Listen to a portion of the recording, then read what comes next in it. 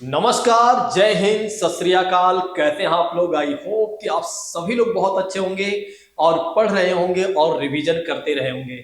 दोस्तों, जिस तरह से मैं आप लोगों को यूपी स्पेशल पढ़ा रहा हूं, यदि आप लोगों ने मेरी हर एक क्लास को फॉलो कर लिया तो मैं गारंटी लेता हूं कि आपके एक भी प्रश्न गलत नहीं होंगे आपके एग्जाम में। जिस तरह से आप लोग हमें सपोर्ट दे रहे हैं और जिस तरह से आप लोग हमें अपना प्यार और स्नेह दे रहे हैं, इसके लिए आप सभी लोगों का बहुत बहुत धन्यवाद। इसी तरह से अपना प्यार और स्नेह बनाए रखिए। दोस्तों, आज के विषय में हम बात करने वाले हैं उत्तर प्रदेश में कि प्रमुख दर्शनीय स्थल के बारे में, यानी कि पर्यटन स्थल के बारे में आज हम बात करने वाले हैं। आइए अब प्रारंभ करते हैं, बिना किसी और बात की चर्चा करते हुए सीधा आते हैं अपने टॉपिक पर। जैसा कि बात करते हैं, यहाँ पर लिखा हुआ स्थल और यहाँ पर लिखा हुआ है जनपद। जनपद का मतलब हो जाता है डिस्ट्रिक्ट, ठीक है, और स्थल का मतलब हो जाता है दोस्तों साइट्स हो जाता है, ठीक है। बहुत सारे छात्र नहीं समझ पाते हैं हिंदी को, तो मैं यहाँ पर बता देता हूँ। जनपद को कहा जाता है डिस्ट्रिक्ट कहा जाता है, अर्थात जिले कहा जाता है। तो ऐसे में अगर आप देखें तो ताजमहल की बात करते हैं तो ताजमहल कहाँ पर स्थित है? तो ताजमहल की बात करते हैं तो ताजमहल जो स्थित है वो है आगरा में स्थित है। नेक्स्ट बात करते हैं वृंदावन के मंदिर की बात करते हैं। तो वृंदावन के मंदिर कहाँ पर स्थित है? तो वृंदावन के जो मंदिर है दोस्तों, ये कहाँ पर है? तो ये है मथुरा में है। तो ध्यान रखिएगा, सबसे पहले हमने आपको बताया ताजमहल के बारे में। ताजमहल की बात करते हैं तो ये कहाँ पर स्थित है? आगरा में। फिर उसके बाद वृंदावन के मंदिर की बात करते हैं तो मथुरा की बात की जाती है। देखिए, जो बातें मैं आपको बताऊंगा वही आपको लिखना है, जो जो मैं कहते चलूंगा वही लिखना है आपको, ठीक है। नहीं तो आप सारी चीजों को लिखें तो सारी चीजों को आप लिखेंगे तो बहुत ज्यादा हो जाएगा और सारी चीजें आपको याद भी नहीं होंगी, ठीक है। मैं आपको बताते चलूंगा तो इसको तो आपको लिखना ही है। नेक्स्ट बात करते हैं खानका रसीदिया की बात करते हैं तो ये मैनपुरी में है, नहीं लिखना है। भगवान वराह मंदिर की बात करते हैं, कासगंज में है, ये भी आपको नहीं लिखना है। नेक्स्ट बात करते हैं संत कबीर निर्वाण स्थल की बात करते हैं तो इसको आपको मेंशन करना है। तो संत कबीर निर्वाण स्थल की बात करते हैं, निर्वाण का मतलब हो जाता है ज्ञान की प्राप्ति की बात करते हैं। मगहर की बात करते हैं, संत कबीर नगर में है। नेक्स्ट बात करते हैं माथा कुंवर बुद्ध प्रतिमा की बात करते हैं तो ये भी आपको याद रखना है, क्योंकि कुशीनगर की बात की जाती है और यहीं पर कुशीनगर की ही बात करते हैं तो गौतम बुद्ध जी की क्या हुई थी? यहीं पर डेथ हुई थी और जिसे क्या कहा गया था बौद्ध धर्म के अनुसार? महापरिनिर्वाण कहा गया था। मैं आपको एक चीजें बताना चाहूंगा। देखिए, जब गौतम बुद्ध क्या करते हैं, गौतम बुद्ध जो होते हैं सिद्धार्थ, उनके बचपन का नाम होता है सिद्धार्थ, और जब वे क्या करते हैं 29 वर्ष की अवस्था में अपने घर का त्याग कर देते हैं, मतलब अपने घर को छोड़ देते हैं, और किस लिए? संन्यास के लिए या ज्ञान प्राप्ति की खोज में। तो उस काल को बौद्ध धर्म के अनुसार कहा गया था महाभिनिष्क्रमण कहा गया था। क्या कहा गया था? महाभिनिष्क्रमण की बात करते हैं। ये इंग्लिश में भी वही कहा जाएगा, महाभिष्क्रमण टाइम, ठीक है। जब उन्होंने अपने घर का त्याग किया था तो उस समय को क्या कहा गया था? बौद्ध धर्म के अनुसार महाभिनिष्क्रमण काल कहा गया था। दूसरी बात कर लेते हैं, जब उन्होंने ज्ञान की प्राप्ति हुई थी और ज्ञान की प्राप्ति के लिए वे कहाँ गए थे? बोध गया गए थे। और बोध गया की बात करते हैं तो कहाँ पर स्थित है इस समय? तो बिहार में जब वे गए तो वहां पर ज्ञान की प्राप्ति हुई और ज्ञान की प्राप्ति की होने के बाद क्या होता है?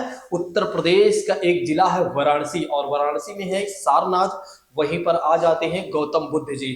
और यहाँ पर क्या होता है कि ये अपना पहला उपदेश देते हैं, ये अपना पहला उपदेश यहाँ पर देते हैं। तो इस समय को क्या कहा जाता है? धर्म चक्र प्रवर्तन कहा जाता है। क्या कहा जाता है?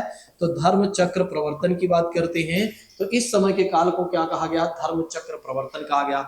आगे चलकर क्या होता है? 80 वर्ष की अवस्था में इनकी डेथ हो जाती है। कहां पर होती है? कुशीनगर की बात करते हैं। और कुशीनगर में जब इनकी डेथ होती है तो इस काल को क्या कहा गया? महापरिनिर्वाण कहा गया। महापरिनिर्वाण की बात करते हैं, महापरिनिर्वाण की बात करते हैं दोस्तों। तो यहाँ पर क्या होता है? इन्हें एक तरह इनकी डेथ होती है तो इस घटना को कहा जाता है महापरिनिर्वाण।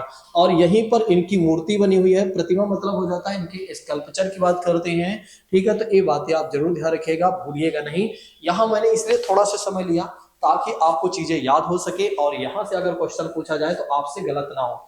हाँ, ये तो आपको लिखना ही है क्योंकि ये उतना ही महत्वपूर्ण है जितना कि आपका एग्जाम।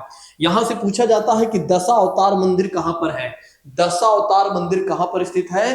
तो ध्यान रखिएगा, दशावतार मंदिर जो स्थित है दोस्तों देवगढ़ की बात करते हैं, और देवगढ़ कहां पर है? ललितपुर में है। याद करिए ललितपुर कहां पर है। अगर उत्तर प्रदेश के मैप में आप देखते हैं तो मध्य प्रदेश से बिल्कुल अंदर आया हो, मध्य प्रदेश ने तीन तरफ से ललितपुर को घेर कर रखा हुआ है। ये वही ललितपुर है जिसकी बात मैं हमेशा करता रहता हूं कि मध्य प्रदेश के बिल्कुल अंदर है, अर्थात मध्य प्रदेश ने इसे तीन तरफ से घेर कर रखा हुआ है। तो ये बातें आप जरूर ध्यान रखिएगा, क्योंकि यहां से आपके एग्जामिनेशन में प्रश्न बनते रहते हैं। हरिदेव जी की मंदिर की बात करते हैं, मथुरा में है, लिखने की आवश्यकता नहीं है, जितना मैं बता रहा हूं उतना ही आप लिखिएगा, ठीक है। चलिए नेक्स्ट बात कर लेते हैं दोस्तों। अगर आप देखें तो गोकर्णनाथ मंदिर की बात करते हैं तो ये कहां पर है? लखीमपुर खीरी की बात करते हैं, नहीं लिखना है। चक्र तीर्थ नैमिषारण्य की बात करते हैं, सीतापुर में है, ये भी नहीं लिखना है। आनंद भवन की बात करते हैं तो यह है प्रयागराज में है, लिख लीजिए, नहीं तो अगर आपको याद रहे तो याद रहने दीजिएगा, ठीक है। तो आनंद भवन की बात करते हैं तो ये कहां पर है? प्रयागराज में। नेक्स्ट बात करते हैं कड़क शाह बाबा की मजार की बात करते हैं तो यह है कौशाम्बी में। कौशाम्बी कहां पर है? तो कौशाम्बी भी प्रयागराज में ही है। ये बातें भी आप ध्यान रखिएगा, यहां आपसे नहीं पूछा जाएगा। नेक्स्ट बात करते हैं भीतरगांव गुप्तकालीन मंदिर, इसको आप लिख लीजिए, ये आपके एग्जाम में पूछा जा सकता है कि भीतरगांव गुप्तकालीन मंदिर का मतलब ये हो जाता है कि गुप्त शासकों ने इसे बनाया था, यानी कि जब भारत में क्या था? गुप्त वंशों का शासन था, यानी जिसके संस्थापक थे श्री गुप्त की बात करते हैं। तो श्री गुप्त के बाद क्या होता है उसमें, अगर आप देखें चंद्रगुप्त प्रथम आते हैं, फिर उसके बाद समुद्रगुप्त आते हैं। तो इन शासकों ने क्या किया था? इस मंदिर का निर्माण करवाया था, ठीक है। तो ध्यान रखिएगा ये कहां पर है? कानपुर में है। फिर लाडली जी राधा मंदिर की बात करते हैं, ये तो आपको वैसे भी याद है, ठीक है। मथुरा की बात करते हैं तो इसको लिखने की आवश्यकता नहीं है। भारद्वाज आश्रम अक्षयवट की बात करते हैं तो ये भी आपको नहीं लिखना है, प्रयागराज में है। शाकंभरी देवी को मंदिर, लिख लो इसको, क्योंकि ये पूछा जा सकता है कि देखिए कुछ जो चीजें अटपटी सी होती है कई बार वो पूछ ली जाती हैं आपसे, तो ध्यान रखना। शाकंभरी देवी मंदिर की बात करते हैं तो ये कहां पर है? सहारनपुर में है। दान तीर्थ की बात करते हैं, ये कहां पर है? हस्तिनापुर में है। और मेरठ की बात करते हैं तो ये भी आपको नहीं लिखना है। तो ध्यान रखिएगा, जितनी बातें मैंने आपसे बताया है बस वही वही आपको मेंशन करना है, क्योंकि जो मैं आपसे बता रहा हूं यहीं से क्वेश्चन बनेगा तो बनेगा, अदरवाइज यहां से क्वेश्चन नहीं बनेगा। वैसे तो मंदिरों से एक या दो क्वेश्चन आपके एग्जाम में सब पूछे जाते हैं। आज जो मैं आपको पढ़ा रहा हूं ये मान के चलिए उतना ही महत्वपूर्ण है जितना कि आपका एग्जाम महत्वपूर्ण है। तो बिल्कुल भी रिस्क मत लीजिएगा, कहीं जाइएगा नहीं, चीजों को देखते चलिएगा। चलिए आइए प्रारंभ करते हैं नेक्स्ट चीजों के बारे में। देखिए बामनी इमली शहीद स्थल की बात करते हैं, फतेहपुर में है, तो छोड़ दीजिए, लिखने की आवश्यकता नहीं है। फांसी इमली शहीद स्थल की बात करते हैं, प्रयागराज में है, छोड़ दीजिए। शहीद स्थल छावनी की बात करते हैं, बस्ती की बात करते हैं, छोड़ दीजिए।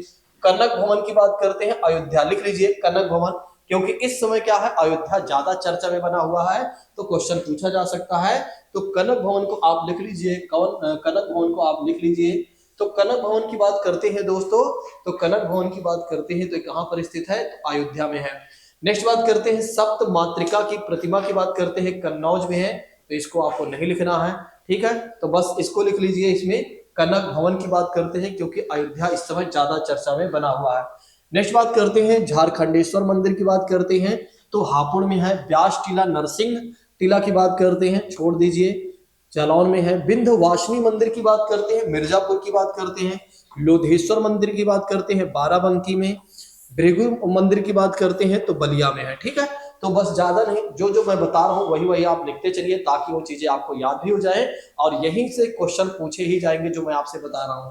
चलिए नेक्स्ट बात करते हैं इसी के साथ। जेके मंदिर की बात करते हैं तो कानपुर नगर में, नहीं लिखना है। दिगंबर जैन मूर्ति की बात करते हैं, इटावा में है। शुक्ल तालाब की बात करते हैं, कानपुर देहात में। गोरखनाथ मंदिर की बात करते हैं तो गोरखपुर में है, नहीं लिखना है। नेक्स्ट बात करते हैं मुगल घाट की बात करते हैं, फरुखाबाद में, ठीक है, ये भी नहीं लिखना है, मैं बता दूंगा, ठीक है। नेक्स्ट बात करते हैं अवघड़नाथ मंदिर, मेरठ में है। जायसी स्मारक की बात करते हैं तो रायबरेली में है। अशफाक उल्लाह की मजार, लिख लीजिए इसको, अशफाक उल्लाह की मजार की बात कर लेते हैं तो एक कहां पर है? तो अगर आप देखें तो शाहजहांपुर में है। देखिए अशफाक उल्लाह की बात करते हैं तो ये कहीं ना कहीं हमारे मॉडर्न हिस्ट्री में आते हैं और क्वेश्चन यहाँ से पूछा जा सकता है। तो अशफाक उल्लाह की मजार की बात करते हैं तो शाहजहांपुर में है दोस्तों, ये बातें आप ध्यान रखिएगा, आप भूलिएगा नहीं। चलिए अब हम बात कर लेते हैं इसी के साथ, नेक्स्ट स्लाइड पर चलते हैं। यानी कि नेक्स्ट पॉइंट के बारे में बात करते हैं। बौद्ध स्तूप की बात करते हैं दोस्तों, तो ये है कुशीनगर में है। ठीक है, तो बौद्ध स्तूप की बात करते हैं, कुशीनगर में है, आपने पहले ही लिख लिया है। बाबा सोमनाथ जी के मंदिर की बात करते हैं, देवरिया। काम कामदगिरी पर्वत की बात करते हैं, चित्रकूट। कालिंजर दुर्ग की बात करते हैं तो बांदा। ठीक है, तो इसको रहने दीजिए। नेक्स्ट बात करते हैं, श्री दाऊ जी महाराज की बात कर लेते हैं, तो हाथरस में। चाइना मंदिर लिख लीजिए, चाइना मंदिर श्रावस्ती में है, तो चाइना मंदिर की बात करते हैं तो लिख लीजिए श्रावस्ती। रानी महल की बात करते हैं, झांसी। और मकरबाई मंदिर की बात करते हैं तो महोबा। बस इसमें केवल और केवल आप लिख लीजिए चाइना मंदिर के बारे में। ठीक है, मे भी अगर क्वेश्चन पूछा गया तो यहां से पूछा जाएगा, अदरवाइज नहीं पूछा जाएगा। चलिए नेक्स्ट बात करते हैं, राजा राजा लाइब्रेरी की बात करते हैं तो रामपुर में है। ठीक है, सिबली एकेडमी की बात करते हैं तो आजमगढ़ में है। और देवी पाटन की बात करते हैं तो बलरामपुर में। अर्गा पार्वती मंदिर की बात करते हैं गोंडा में। ठीक है, तो ये सारी मंदिरें हो गई। शेख चिली शेख सलीम चिश्ती की मकबरा की बात करते हैं तो लिख लीजिए इसको फतेहपुर सिकरी, जो कि आगरा में है। इमाम बाड़ा व छतर मंजिल की बात करते हैं तो लखनऊ में है। लाल दरवाजा भैया इसको तो लिखना ही आपको, क्योंकि यहां से क्वेश्चन तो पूछा ही जा सकता है। तो ध्यान रखिएगा, लाल दरवाजा मस्जिद कहां पर है, तो जौनपुर में है। हाजी वारिस अली की मजार देवा शरीफ जिसे कहा गया है तो बाराबंकी में है। तो आपको केवल और केवल दो लिखना है, एक शेख सलीम चिश्ती का मकबरा जो कि फतेहपुर सिकरी में है, जो कि फतेहपुर सिकरी कहां पर है, आगरा में है। और उसके बाद आपको लिखना है लाल दरवाजा मस्जिद की बात करते हैं तो लाल दरवाजा मस्जिद जो है वो है दोस्तों जौनपुर में है। चलिए अब हम बात करते हैं, इसी के साथ आगे बढ़ लेते हैं। देखिए नेक्स्ट बात करते हैं, तो अगर आप देखें तो रेणुकेश्वर महादेव मंदिर की बात करते हैं सोनभद्र। सीता कुंड की बात करते हैं तो सिलता कुंड घाट, कुंड नहीं है कुंड, ठीक है, घाट की बात करते हैं तो सुल्तानपुर में है। सीता समाहित स्थल की बात करते हैं सीतामढ़ी भदोही में है। 84 गुंबद की बात करते हैं कालपी जालौन की बात की जाती है। फिर उसके बाद सैयद सलार मसूद गाजी की बात करते हैं बहराइच में है। कपिल मुनि आश्रम की बात करते हैं फरुखाबाद की बात कर सकते हैं। ठीक है, सब लिखने की आवश्यकता नहीं है, बस सुन लीजिए। बस आपके कानों तक अगर हमारी आवाज गई है और आपने ध्यान से सुना हो तो निश्चित तौर पर अगर क्वेश्चन पूछा गया तो आप आराम से कर लेंगे। ठीक है, इसमें आपको चिंता करने की आवश्यकता नहीं है। महर्षि दधीची आश्रम की बात करते हैं सीतापुर में। छेमकली देवी मंदिर, पद्मावती सती मंदिर की बात करते हैं जयचंद का किला। ठीक है, ये सब जो है कन्नौज में है। ठीक है, ये सब लिखने की आवश्यकता नहीं है। चलिए अब हम आगे बढ़ लेते हैं इसी के साथ। बेल्हा देवी मंदिर की बात करते हैं तो प्रतापगढ़, तो लिख लीजिए आप लोग, बेल्हा देवी मंदिर की बात करते हैं तो प्रतापगढ़ में है। एजाज अली हॉल कहाँ है, बिजनौर में। शुक्रताल का प्राचीन शिव मंदिर मुजफ्फरनगर में है।